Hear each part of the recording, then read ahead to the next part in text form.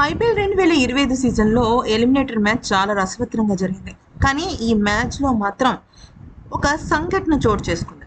చాలా కలిసిపోయి ఫ్రెండ్లీగా ఉండాల్సిన హార్దిక్ పాండ్యా, శుభ్మన్ గిల్ ఇద్దరు కూడా ఎడమొహం, పెడమొహం అన్నట్టుగానే ఉన్నారు.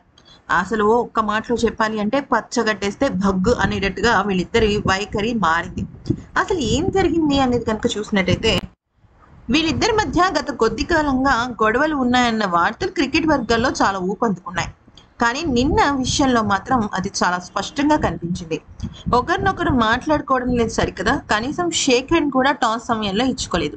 పైగా ఇద్దరు కూడా ఎవరికేసి ఎవరు చూసుకోకపోవడం, అలాగే ఒకళ్ళు మాట్లాడుతుంటే ఇంకొకళ్ళు మొహం అటు తిప్పేసుకోవడం, ఇంకా చాలా అంటే చాలా ఆ, ఇద్దరు కూడా విభేదాలు ఉన్నట్టుగానే ప్రవర్తించారు.